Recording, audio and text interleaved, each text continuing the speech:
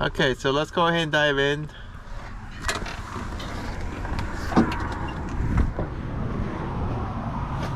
We have the paccar. This was manufactured in 2015, I believe. It should have a date on here somewhere. But it's a paccar MX-13, 12.9 liter, manufactured in June of 2015. So pretty much when they make them in June, middle of the year, they'll be considered 2016 models. Down here we have a little run you for about $1,000. Good chances that they might not have it in stock wherever you end up breaking down at, if you ever have to have it replaced. So if it's going to be at a TA or Love's, they might not have it and it has to be special ordered. Same thing can happen if you go to a Peterbilt. It might have to be ordered too, unless you're in the Oklahoma area. This is called a hump hose. This is where the air intake from the turbo comes from. So on the right side, you got hot air blowing, and when it comes around the radiator to the left, it'll blow cold air. So yeah, heat on the right, transferred through the radiator to cool down, and now it's cooled down, so now you got cold air. You also have your AC compressor. I've been marking these down when I replaced them. I forgot when I replaced this one, but I know I replaced it at about 500,000 miles. I also went ahead and replaced the fan clutch at about 900,000 miles. I didn't have to, but I want to go ahead and started working on it little by little, things that I believe might get worn out, so it's called preventable maintenance. Also in the past, I had the dealership replace a coolant hose on the top. So this cap, I don't know why it's all loose right now, but it tends to get loose and all kinds of fluids start dropping. So I've been always trying to replace these caps about twice a year, so that's not good. And if you didn't know, inside this deal there's a filter for the 2016 model. And over here you have your water separator filter. That one I try to change it about every 10 to 15,000 miles. Be aware during the winter time it might gel up on you. Right here is where you prime it for fuel, because in here is your fuel filter. So when you put it in your new fuel filter and you fill it up, this is going to be your pump, so you can prime it.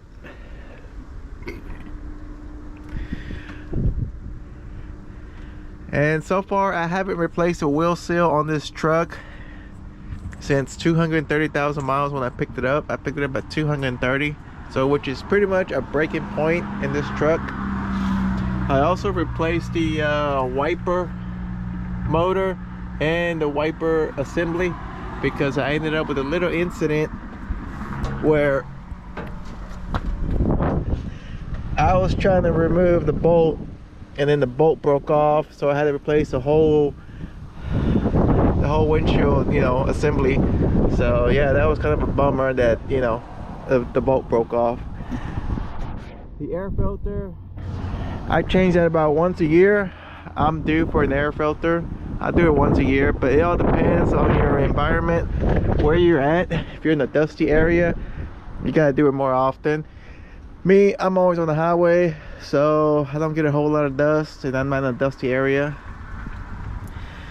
You also have your fuse panel, fuse box here.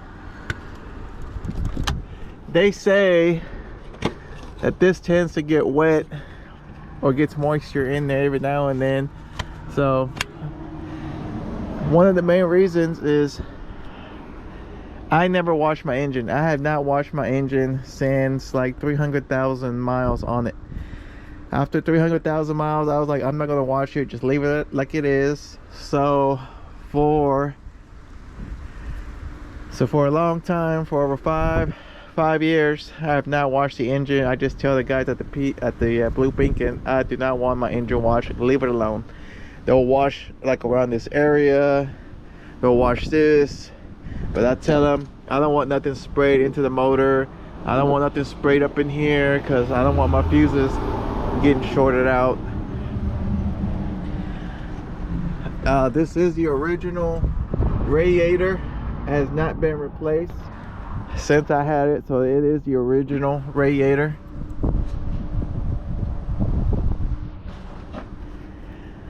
So yeah, so far we replaced the air compressor once, the alternator once, we replaced this boot once. I just replaced it not too long ago. Let's see what else we got.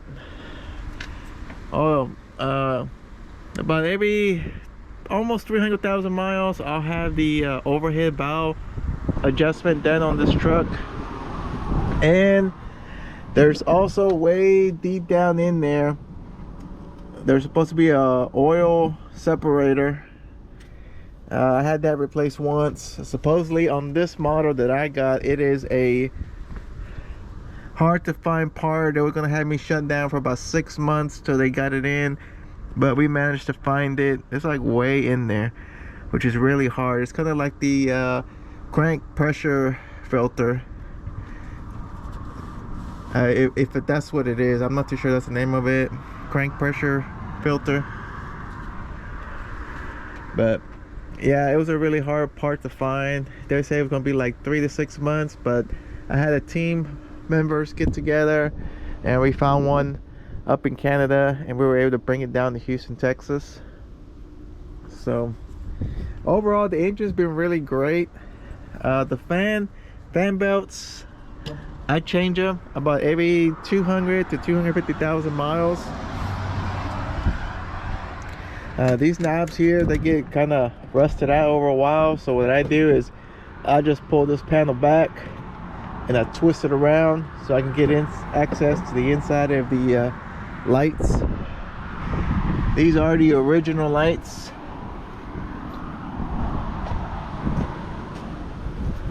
I haven't bought any custom lights, so yeah, they are original. And so yeah, to get access, usually you have to take this knob off, but it doesn't want to come off on my end anymore. It's really hard. So like I said, I just pull this back, twist it around, and I get access to it. This is the original coolant reservoir.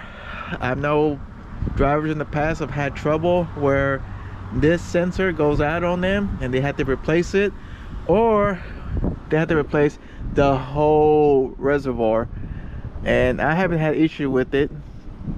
Thank you. Please don't cause me any issues. You also try to remember to change your coolant filter. Try to change it at least once a year. It's important. I went like so many years without changing it until it started leaking out. Also do remember up here, if I'm right, is it here? I think it's here. Right here, there's like a little valve that you open and you close. So if you close it, nothing's gonna come out, and you can change the filter and then put a new one and then open up the valve. We also had the water pump replaced. That was an easy job to replace, not so bad. I also went ahead and replaced the tensors on both of them, not at the same time, but you know, as time went by, I went ahead and I changed it. And that one looks like it's like right there, like close to it. Like, wow. It's like, is there any space in there? Is it supposed to be that close?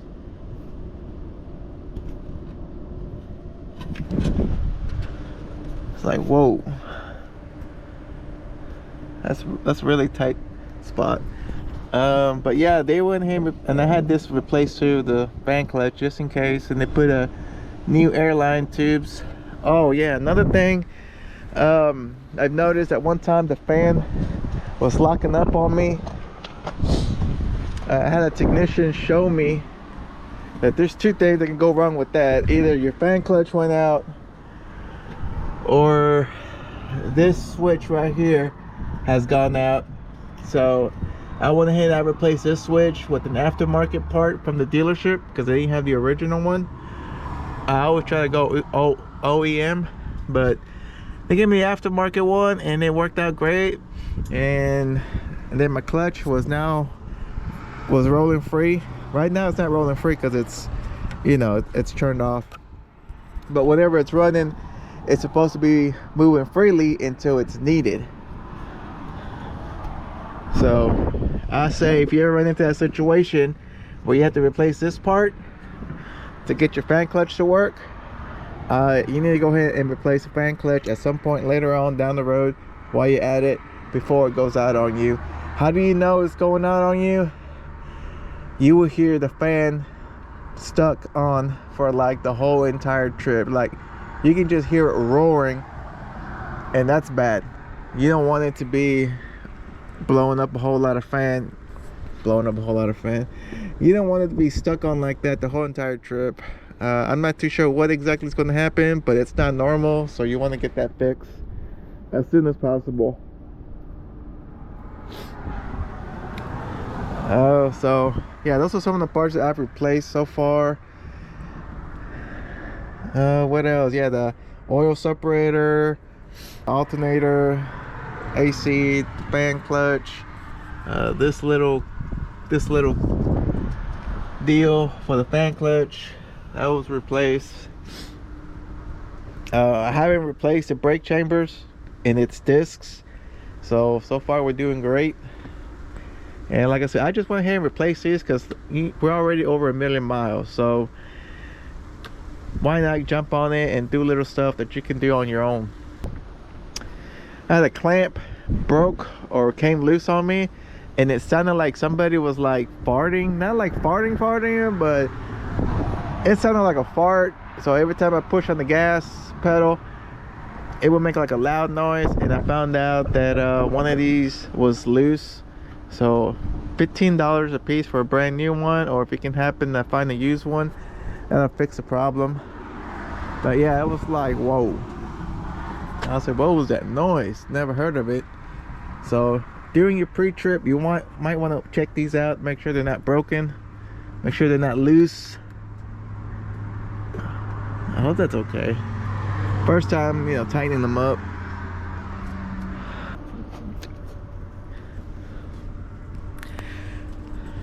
And this is a map sensor right here, and I think this is a dozer, if I'm right. You have to get that dozer clean about every 250,000 miles. Believe these are your NOx sensors.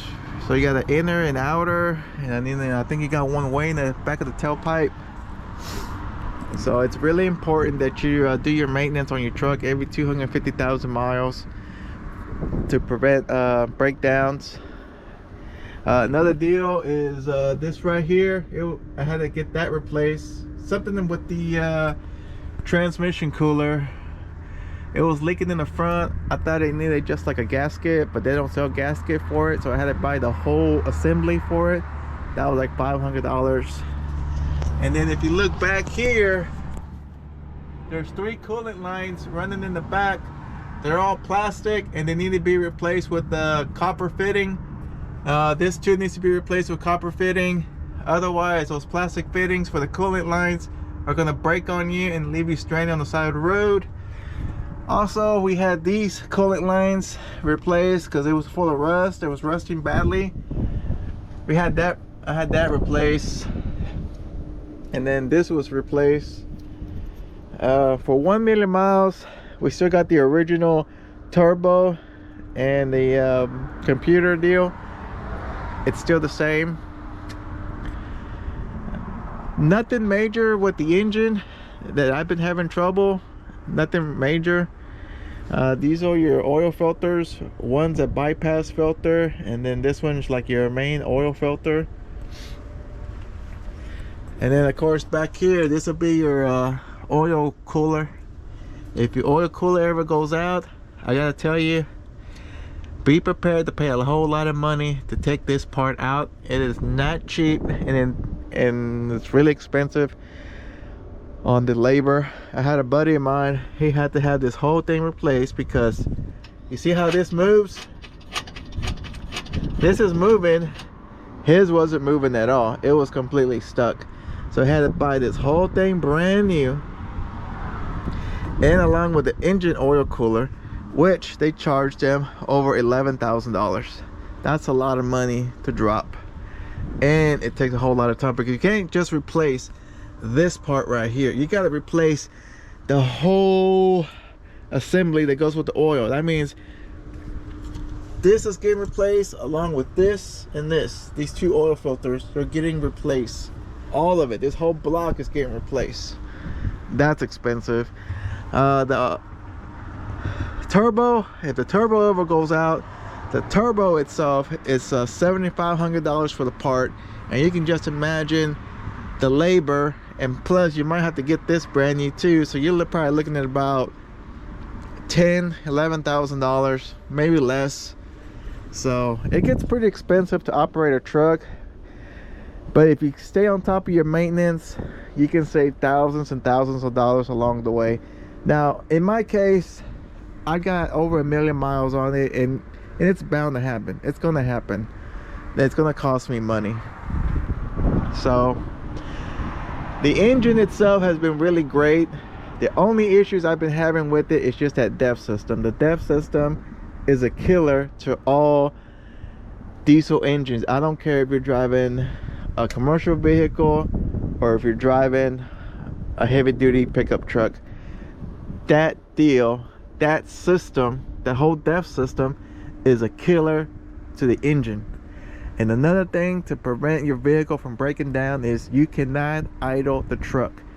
Yes, that's right, I say you can't idle the truck. Now if you're a company driver, you're gonna do it regardless, because you're a company driver, and in about 3 years they're gonna trade in your truck and sell it off to somebody else, or maybe they did like a lease purchase program through a company where they're gonna lease a truck and run it for X amount of miles, and then they're just gonna give it back. So if you're a company driver, feel free to idle all you want, but if you're an owner operator and you really want to save some money, I'm telling you, you need to not idle your truck at all. You gotta find other ways.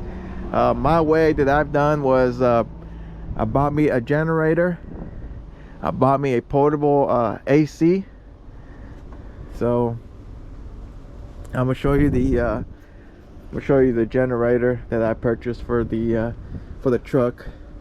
And yes, I know drivers use the battery from the truck, because there's 4 batteries. Well, mine has 4 batteries, and everybody plugs into it with their inverter to get power from it. But over time, you're kind of killing your battery, and you're kind of taking a huge chance that it might not start if you do have it turned off. But most drivers that leave it running. But like I said, when you're an owner operator, it's different. Oh, another one we replaced was the starter. The starter's been replaced. I replaced that somewhere about 600,000 miles. Recently, I thought the starter was going to go out because I was having a little trouble, but come to find out, at over 1 million miles, we found out that there were some cables that were corroded, and the dealership was able to fix it up for me, and now it cranks up like it's brand spanking new. And I'm like, I like that feeling when it cranks up like brand new. It's like, that's a relief. But if it's cranking slowly, hey, you got some issues going on. And that's another thing you need to be checking out, is your batteries. There's 4 batteries in this truck. Sometimes just doing a visual look is not good enough. You need to take the cables off and double check to make sure there is no corrosion inside of the boots. You can't really tell, but once you take them off, you can see if there's any green corrosion going on, like this type of green right here. You don't want to see that. You don't want that on your cables. That's bad. Another thing is, you need to make sure that the batteries are clamped down. If the batteries are not clamped down, your batteries are going to be moving around, and that's a bad thing. So you want to make sure all your cables are corroded free, and if you have to, you might have to go buy some new ones. And there's also this little box right here. You might want to check that box to make sure there's no corrosion. So it's really important that you check every cable at least once a year during a nice cool day or nice warm weather. where you're not killing yourself in the heat, check it out. Batteries, they usually have to be replaced about every 2 to 3 years. So you have batteries that are 2-3 years, you might want to check on those batteries and see if it's time to change them or not. Get them tested.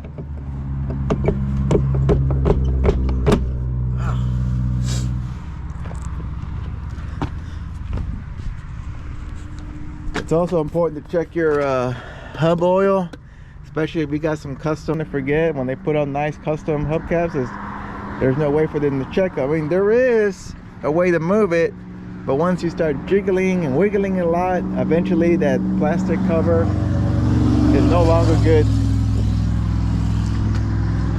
and then you have to go spend another $30-40 for a new hubcap. So here, I'll give you an example of what those battery cables look like. I'm gonna see if I can find one, or maybe not. So this is for the AC battery. Right now it's not working, so I took the batteries out since I'm not using them. But this is what we want to check, and you can bend this back a little bit and you can see if there's any corrosion in there. But you also want to move it around, make sure it's not going to break on you, because sometimes it's hidden inside the boot and you don't see it until you move it, and when you move it, that's when it'll let you know if it's corroded or not. So yeah, this one's good, so I'm keeping this on the side as a spare in case something happens. But yeah, I'm supposed to be running a electric APU where the batteries are supposed to charge themselves when they're on the road, and when I shut down, those batteries are supposed to be good for at least power up the AC for at least 10 hours. But yeah, it's no longer working. It's no longer working. So what happened was, it just doesn't want to charge, and I don't know what's going on. And what I've been doing is I've been getting like a battery charger, and whenever I'm at a terminal, I would hook it up to an outlet and charge the batteries and run the AC system at the same time. And this is the AC unit that I'm supposed to be using with the batteries, but it's no longer working for over 5 years. I don't know how much it'll cost to fix it, replace it, but I know there's no Freon in the system because I heard an explosion one time. So I got a feeling that the AC lines are corroded and need to be replaced. The bunk heater still works, but only if I have 4 batteries hooked up to it. I need some batteries hooked up to it, or the bunk heater won't run. So yeah, the electric AC system is a piece of junk.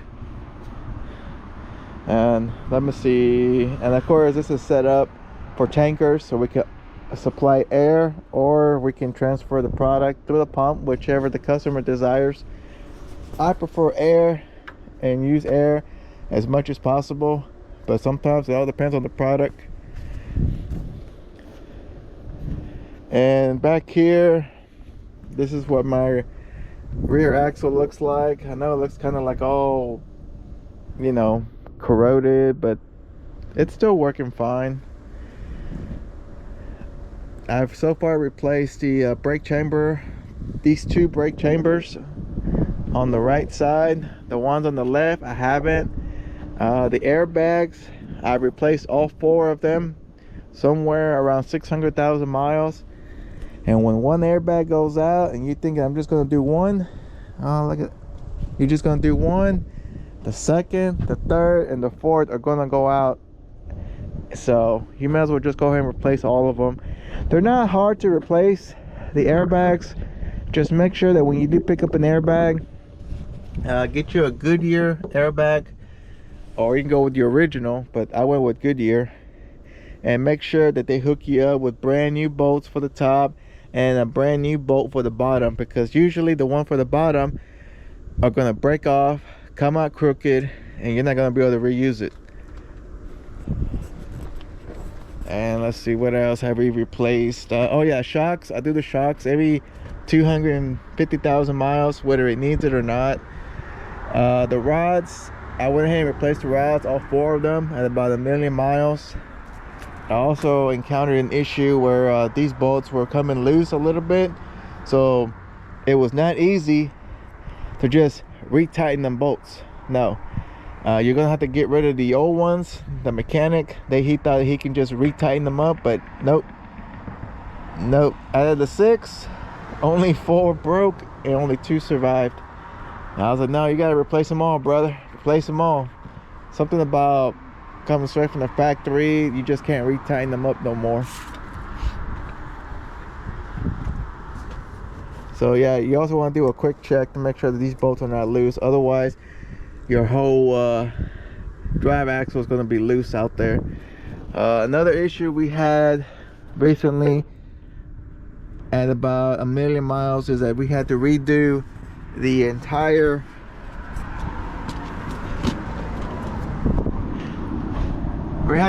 this whole entire gear. The gear started breaking loose on the inside, and there was a bunch of, it turned the fluid from like that nice clear golden, not golden, but you know, like a brand new oil, and it turned it into gold. And from there it messed up the wheel bearings, one on the left, one on the right. The wheel bearings went bad too because of the gears inside the rear differential. So this whole thing had to be replaced. Wheel bearings. We also had to put a new brake caliper because the guy that put the one at the TA brand new, like 3 months later, we found out that that was stripped, so he had to put a brand new brake caliper at the dealership, and it took him like half a day to take the old one off. They tried to salvage it, but it couldn't work. Oh yeah, and I replaced this brake caliper too. So this has been replaced, that's been replaced, the brake calipers, and they're powered by air, not hydraulic. We haven't had to replace the drive shaft.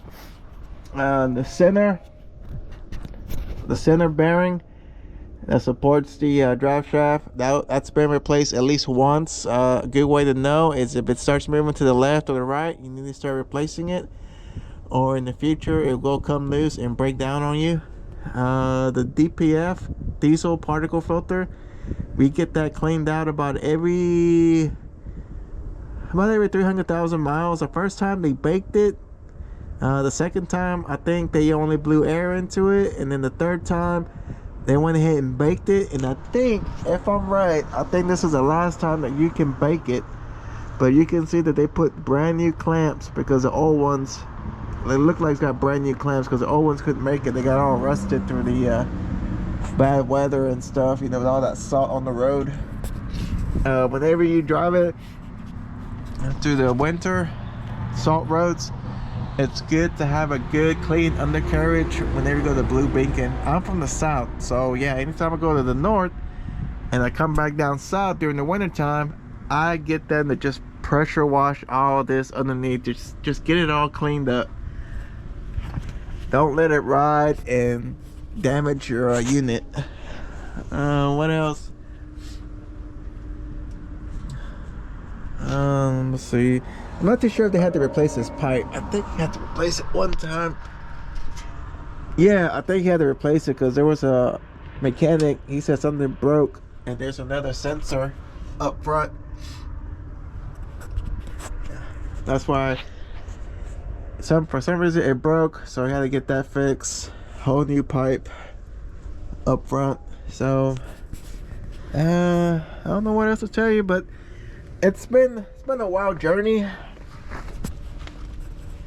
experience to drive a truck up to 1,000,000 miles and see what kind of issues we go through, especially with the paccar engine. A lot of drivers don't like paccars. Supposedly paccar is supposed to be designed to reduce maintenance work. It's supposed to allow you to go further in between oil changes. So a Cummins might go say 20,000 miles. A paccar is supposed to go 30 to 40,000. And I've been running synthetic oil, and I highly recommend synthetic oil if you're going to be an owner operator. Tail lights, I've replaced them at least twice, maybe 3. I think just twice. Yeah, about twice in this lifetime. I got another one in the truck. I need to switch it out because I don't like to have them 2 different ones. And I had some chrome mud flaps that I bought from I-80 Iowa. No, I-80 Iowa. I bought some up there, and apparently the one on the left didn't last too long because it was doing a lot of jumping. So I don't know if it was just a hanger that's no good. And I bought both hangers brand new. Like this one stays solid. Like that's solid. Doesn't move that lot. But this one, there's just too much bouncing around, and I tried putting like a piece of metal. I tried all kinds of ways, and then over time, that's what it was doing. It was just eating it up. Next thing you know, I went from 4 bolts to 2 bolts. Next thing you know, the whole thing was gone, and I lost a chance to. I mean, I got the old chrome, and this is what happened. It ate right through it. A metal mud flap. It ate right through it.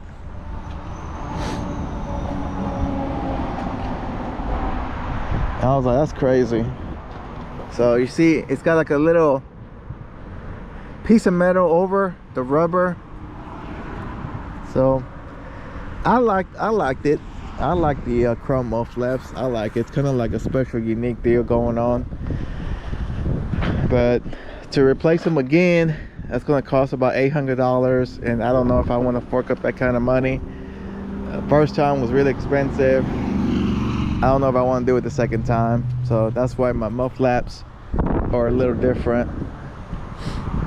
The 5th wheel is still the same. What else? Oh yeah, this wheel sensor. I think I replaced this wheel sensor at least, I think 3 times maybe, or 2 times. I don't know why it keeps going out. I know I had a couple of more over here.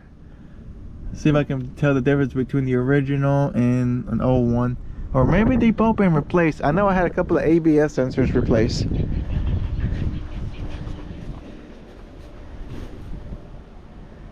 You know what? Yeah, this is still original, and I can tell it's original. So 1, 2, 3, those 3 sensors have been replaced. Can you change the speed sensor yourself? I would say probably not, because you gotta take this whole tire off, and you gotta knock that out and put the new one in. And I don't know if you gotta, I think you have to take off the disc, the rotor. I think you have to take that out to get access to it, but it's best to let the mechanics handle it. And let's see what else. In 1 million miles, we've had the DEF. We had to replace the DEF pump once, and we had to update the software about 2 or 3 times. The filter for the DEF. For the DEF, it's going to be located right here. So you got 1 bolt, 2 bolts, and there's supposed to be a 3-1. And then this one kind of like slides down. It looks kind of wet a little bit. Think about it.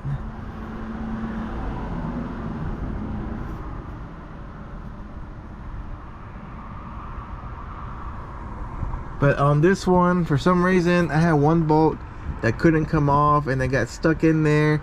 So the mechanic, he managed to, like, I don't know, put some pliers or something, grab a hold of it, take it off, and he was able to replace it. So it should be an easy replacement, where you just take the plastic deal off, comes down, you pull the filter off, you put a new one in there, and then put the old plastic back on, depending on your truck and year model.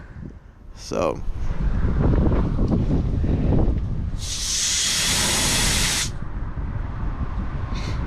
we haven't had any water in the air tanks, so we've been doing real good on that.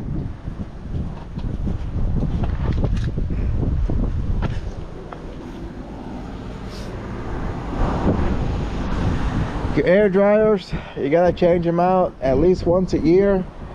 The good rule of thumb, what I do is I put a brand new one, and when I see that the surface starts to turn kind of like rusty, I'll go ahead and change it. Yes, you will see the color fading away, and it'll turn into like sort of like a rust color in 1 year or less. You'll see that pop up real quickly, and that's when it's my indication that I need to change it. Why do I have two? Well, one is for the air brakes, and one is for my air, so I can offload the tanker when I'm offloading chemicals. That's why I have two, and this is what this little deal right here is called. It's for offloading, so you can see. Oh, and I got one more thing to add.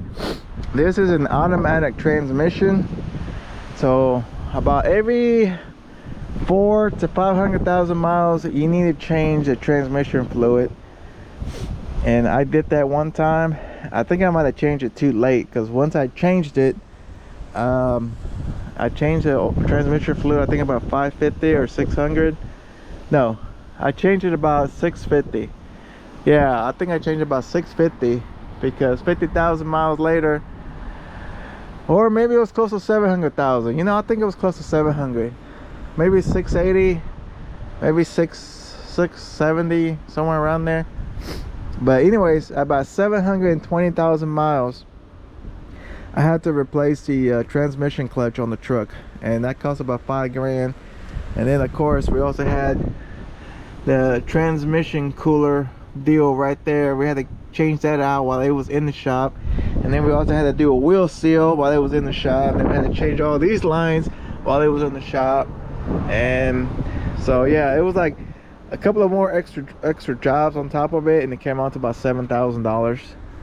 So now you have an idea of how long the transmission clutch is gonna last. I got a buddy of mine, he's at 980, but he no longer has a truck anymore. But at 980, he never had to replace a transmission clutch, so he got lucky. I don't know why mine went out. So oh yeah, so here we are with the Honda EU 2200i.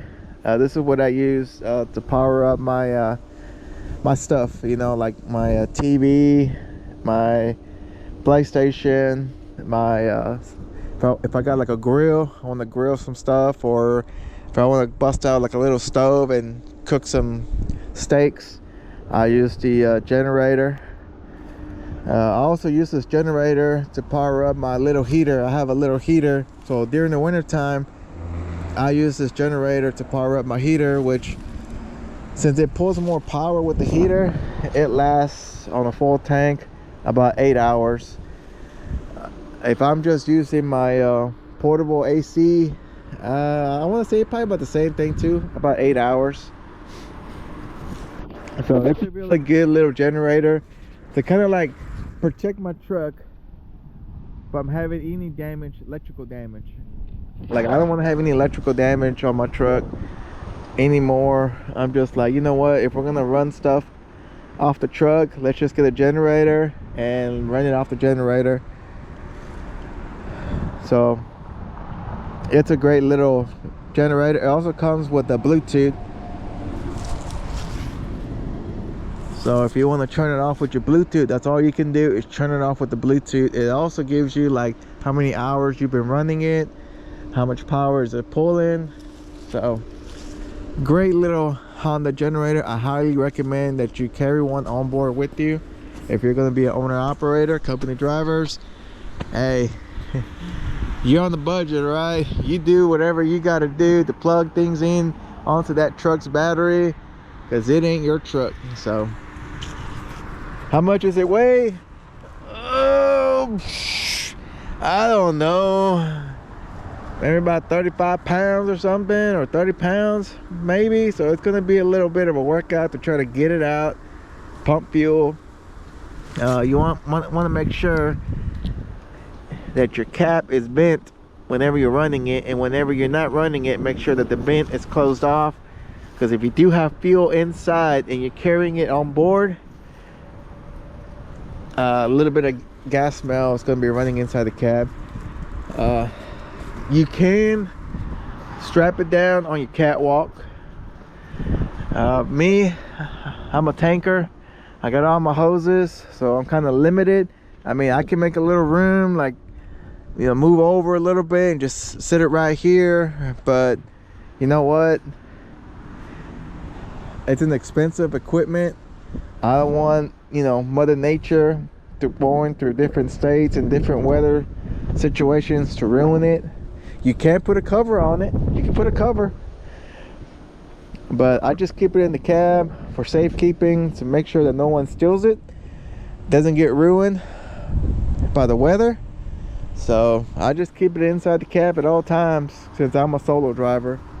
But if you're a company driver, if you're a owner operator running teams, I mean, and you're not hauling tankers, yeah, you can put it on your catwalk, it's no problem. What else? All right, what else? What do I use to keep my unit cool down? I use the Zero Breeze. As you can tell, it's been taking a lot of beating. So what happens is, one air goes in, another air comes out. This is a truly AC unit, portable AC unit. It is battery pack, so it does come with one battery pack to keep it running for about a maximum of 5 hours. If you keep it on low, you put it on high, you're looking at 3. Here's your connections. This is where it connects with the power, and then this is where the water leaks out, because of course it's AC. So just like it leaks out through here somewhere, yeah, kind of like your AC unit, your AC leaks out water. Well, this one leaks out water too, and it's got a tube that you can connect to it. So there's going to be 2 tubes. I mean, like, if you're chilling outside on a hot day, you don't need to run the tubes in the back because you're outside. So in my conclusion of the review of a 1 million mile engine on the paccar, is it a great engine? Only if you stay on top of your maintenance. But if you're trying to ignore that check engine light for a very, very long time, well, it's not going to work out. So you get a check engine light, do yourself a favor, give it about 2, maybe 3 weeks at the most. If it hasn't gone away, get it into your nearest dealership and get it checked out before it's going to cost you thousands and thousands of dollars and leaves you on the side of the road. I'm glad I made 1 million miles out of it. I got my money's worth out of it. If I push this, yeah, I pretty much got my money worth out of it. I leased it for about 4 years, and then another 4 years on top of it, so it's almost 4 years. I got 3 years out of it, so that's almost my money back, like 75% of my money back of having it payment free for 3 years. The downside is Uncle Sam, he's gonna see that as a profit. He's gonna be like, oh, that's extra money back in your pocket, an extra $25,000 a year. Yeah, he's taxing me the hell out of me. He's taxing me real good, stealing my profits. So that's when you're gonna have to tell yourself, all right, either I keep making more money or I slow it down a bit, depending where you work at, who you leased on with, what are you doing?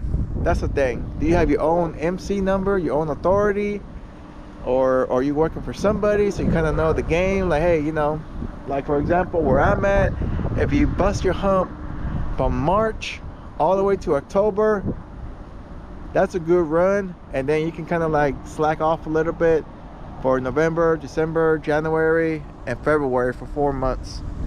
So yeah, you work your butt off for 6 months, and then for 4 months you just kind of like just coast, you know, and enjoy the holidays, a couple of loads here and there. But since Uncle Sam is taking a whole lot of money out of me, that's when you can make a decision like, well, then maybe I just need to slow it down a little bit, you know, take an extra week off from work, maybe 2 weeks off from work or so on, but not too much to where like you're gonna leave yourself in a situation when you got no money to repair your truck. So there's a lot of ups and downs becoming an owner operator and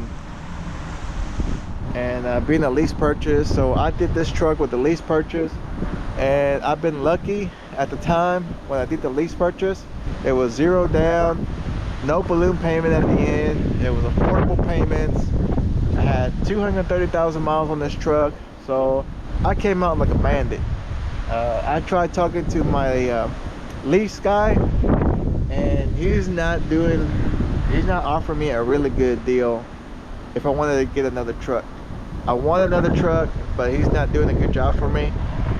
His ideal is I gotta put 5,000 down. I gotta build an escrow. Oh yeah, that's another thing. I have no escrow. I didn't have an escrow when I got this truck, but now they want us to have an escrow of $5,000. So for 3 months, you're gonna be humping to build up $5,000. After that, then it backs down to like, all right, now you got your regular lease payment, but the lease payment is going to be about $600 to $700 depending on the make and model.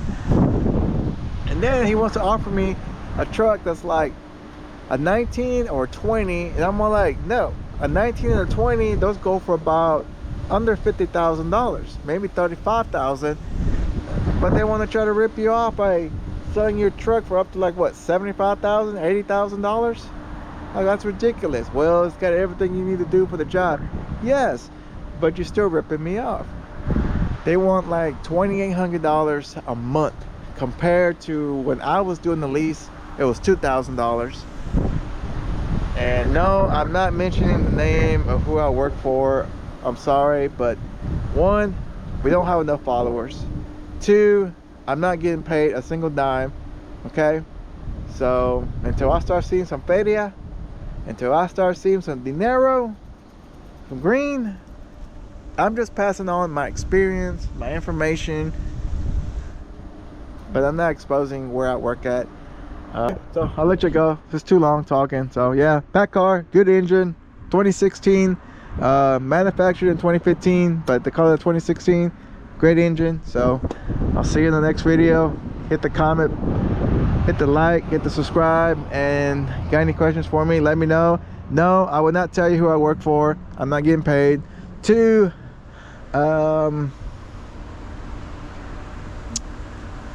yes, I work for a tanker, but I won't tell you which tanker I work for, because since I already mentioned it with the hoses and all that stuff. But any tanker that you find, Transwood, Ergon, Altom, what else we got out there? There's a couple of more tankers out there that I would really encourage you to go apply for, that are not such a bad company to go work for. Snyder, no, don't go work for Snyder. But yeah, Bulkmatic is a good tanker company to go work for. Company or owner operator, I don't see too many owner operators on the bed. Okay, I'll see you on the next video.